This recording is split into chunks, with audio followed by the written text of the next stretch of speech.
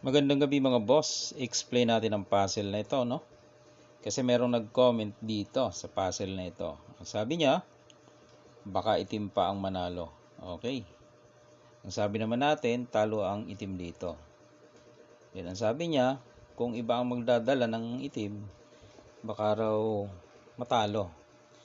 Ibig niya sabihin, kung siya ang magdadala sa itim, puti ang matatalo dito. Okay. Ano ba ang rules ng puzzle na ito? Ang rules lang naman ito, unang sulong ang puti, tatalunin tong itim. Okay. Siguro ang iniisip nung nag-comment, halimbawa tumira dito ang ang puti, siyempre tatakpan, no.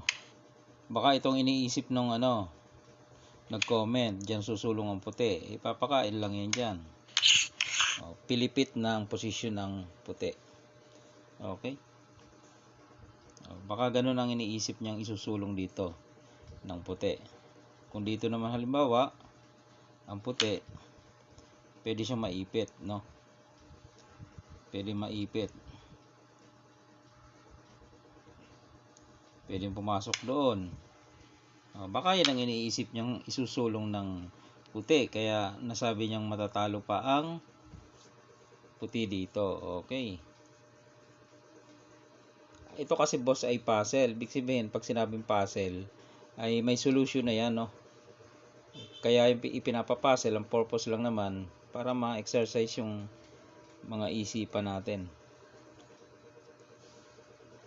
Parang problem lang. Halimbawa, isolve mo nga ito, 142 times 64. Mga ganon. Kung paano mo siya isosolve. Yun lang naman ang purpose niyan.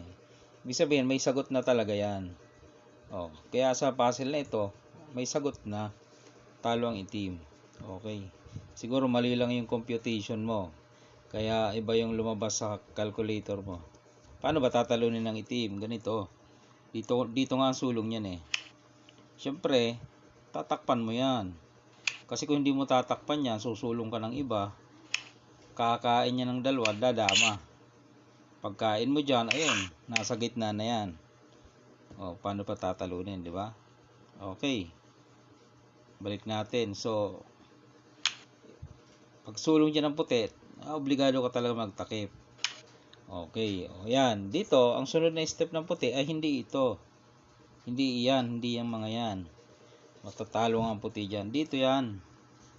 Dito. Pakain dalawa. Yan. Dama. Okay. Nakadama ang itim. Saka mo ibubukas. Yun. Siyempre kakain si dama niya. Kain ka naman ng tatlo. Gaganti ng kain ng itim. Dito, makikita mo na ang mga kombinasyon. Pakain mo to. Ipakain mo yan. Ayan o. Tatlo. Pagsulong yan, ito ka na. Di ba? Pagsulong, dito ka na. So, maliwanag na puti ang nanalo, mga boss. Mali lang siguro ang kanyang kalkulasyon dito. Kaya nasabi niya na matatalo ang puti at itim ang mananalo. Kasi mali yung iniisip niya na isusulong ng puti. Okay. So, yan ang sagot dito sa ganitong puzzle na ating pinost. Dito lang. Pagtakip, ito na.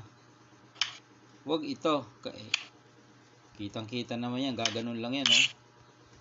Mag-sacrifice doon. Tapos dito siya.